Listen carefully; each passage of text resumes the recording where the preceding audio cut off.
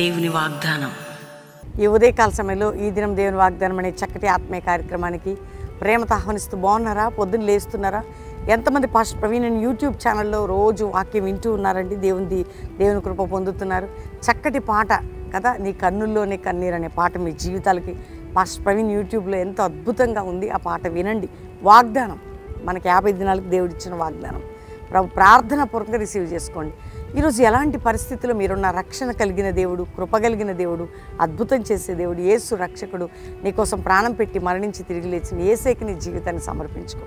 ఈరోజు ఏ కష్టంలో ఉన్నా యేసు నీతో మాట్లాడుతున్నాడు. ఒక్క మాట నేను చదువుతున్నాను, జాగ్రత్తగా విందాం. ద్వితీయోపదేశకాండం 31వ అధ్యాయం 6వ వచనం.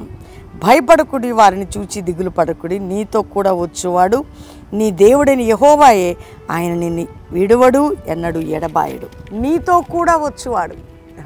ఇశ్రాయేల్ ప్రజలతో, మోషేతో, యెహోషువతో ఎట్లాంటి వాగ్దానం? నీకు నాకు అది. నీతో కూడా, నాతో కూడా, వింటున్నారు? నీతో కూడా వచ్చువాడు నీ దేవుడైన యెహోవా. నీతో వచ్చే దేవుడు ఆయన, నీతో ఉండే దేవుడు ఆయన అంటున్నాడు. ఈరోజు ఏ పరిస్థితి నువ్వు వెళ్తున్నావు, నీతో నేను వస్తున్నాను.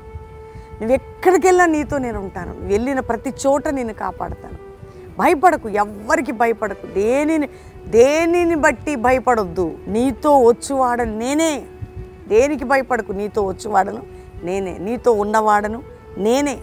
దేనికి భయపడకు, నీతో ఉన్నవాడను, నీతో వచ్చువాడను నేను. ఎంత ధైర్యం అండి ఈ మాటకి!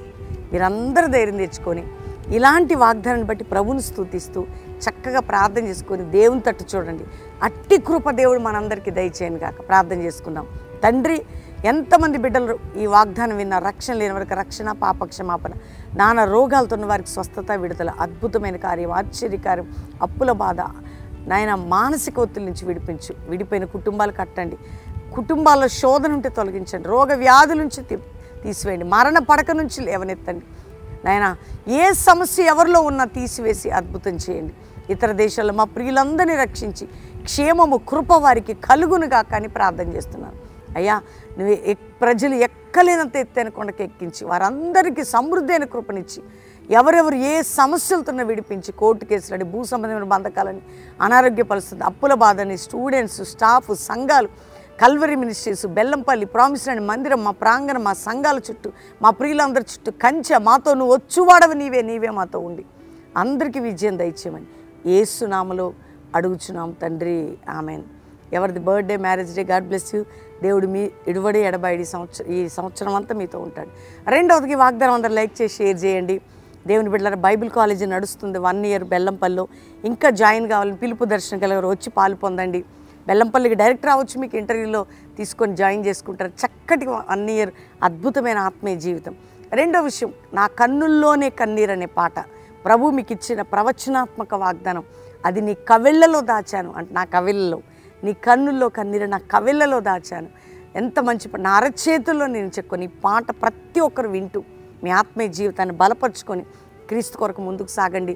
అందరూ లైక్ చేసి పాటను షేర్ చేయండి, దేవుని మహిమపరచండి. మూడవదిగా, ఎంతమంది బిడ్డలు సిద్ధపడుతున్నారు? ఇప్పుడు బెల్లంపల్లిలో శనివారం, ఆదివారం, కల్వరీ ప్రామిస్ ల్యాండ్ ఆదివారం 3 ఆరాధనలు జరిగితే ఉదయం 7 నుంచి 9, 10 నుంచి 12, సాయంత్రం 5, 8:30. మీరు కుటుంబాలకు వచ్చి అక్కడ పాలు పొంది వెళ్ళొచ్చు. బెల్లంపల్లికి వచ్చే సాటర్డే మీటింగ్, సండే.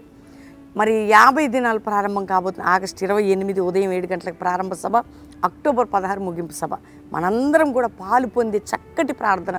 13 సంవత్సరం 50వ దినాలు ఇవి. కాబట్టి అందరూ కూడా బెల్లంపల్లిలో జరిగే 50 డేస్కి మిమ్మల్ని, మీ కుటుంబాన్ని ప్రేమతో ఆహ్వానిస్తూ గాడ్ బ్లెస్ యూ. ప్రైజ్.